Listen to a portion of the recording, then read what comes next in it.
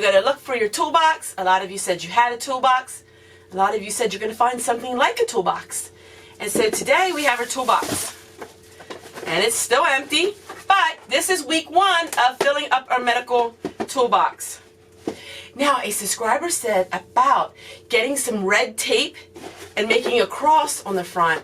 So you are reminded, and everybody else knows, that that is a first aid kit. I think that's a wonderful idea, and I'm going to see if I can find something that is red that I could use that. That's a great idea. So, I bought another one of the triple antibiotic. Now, I bought one 2 weeks ago, but I used that one. That one actually, I didn't have any. So this one is going to go into a medical box. So here's what I got this week. And this was at the Dollar Tree.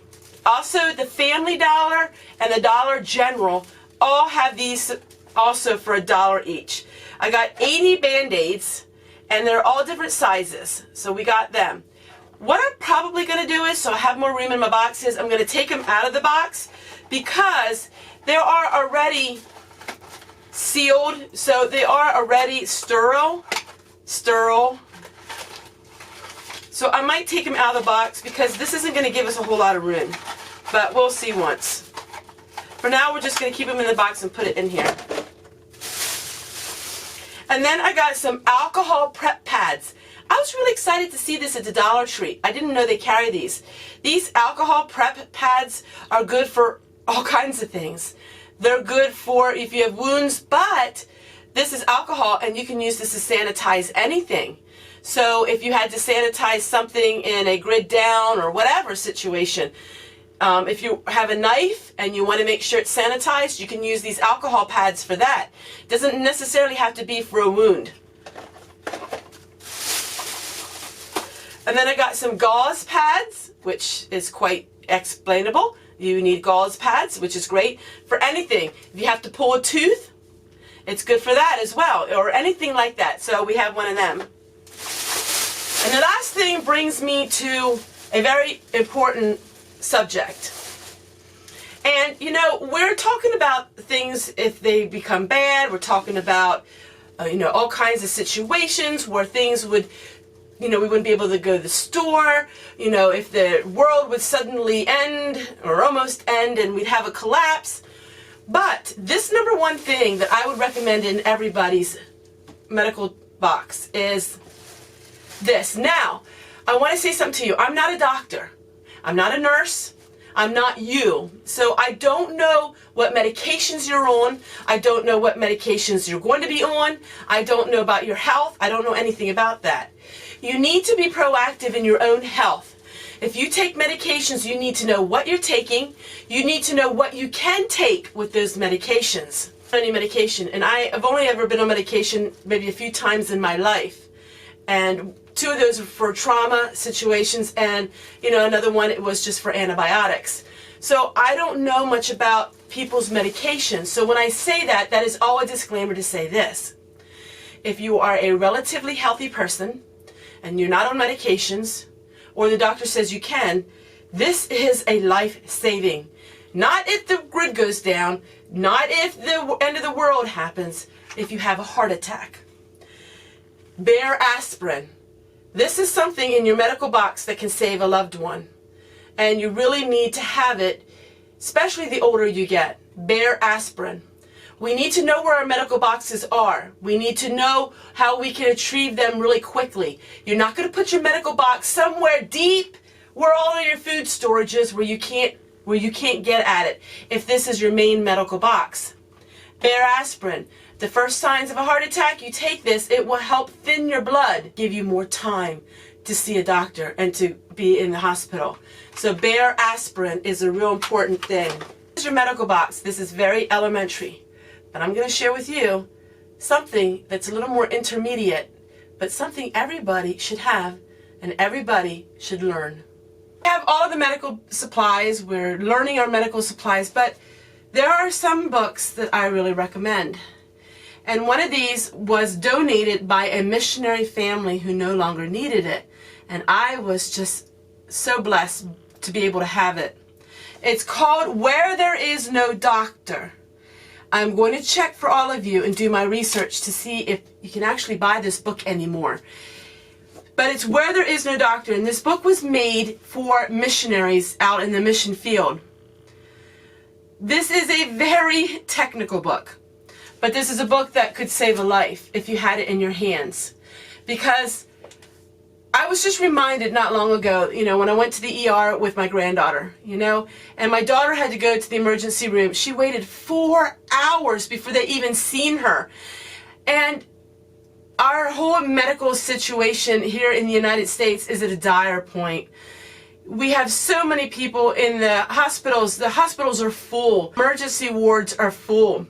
Our whole medical infrastructure is just not very good.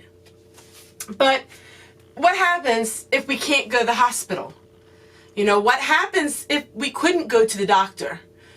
There are some things that we should learn, because it's a situation where you could die either way. And so having this book is really good. It talks about meningitis. It talks about delivery of a baby. It talks about lumps and growths and things to do, things to help yourself. It talks about a home aid kit. So once again, it's called Where There Is No Doctor. As you can see, it's very beat up, this book. But Where There Is No Doctor, there's also a book called Where There Is No Dentist. And an abscessed tooth can be life-threatening if you don't take care of it. It can cause poisons in your bloodstream. So many things could be simple things, but if you don't take care of them, you could die. So what is the point in having years of food, years of water, but you die from having a cut on your finger that could have been drained and sutured and put medication on it, and you could be okay? So the whole preparing thing is such a wide scope, but it all comes together. And so while we prepare for our food, we prepare for our water supply, we got to prepare for our health. Our health is first. If you have, a disease, or you have a physical ailment, learn all you can about that. I know when I do some of these, people say, well, Tessie, not everybody can do what you do, or Tessie, there's some people that have physical problems. I agree. I understand that. But take your health in your own hands and learn what you can about it. Learn about it. In case you don't have a doctor to confide in case you can't go to an emergency room someday. It doesn't hurt to learn about it. Do you have diabetes?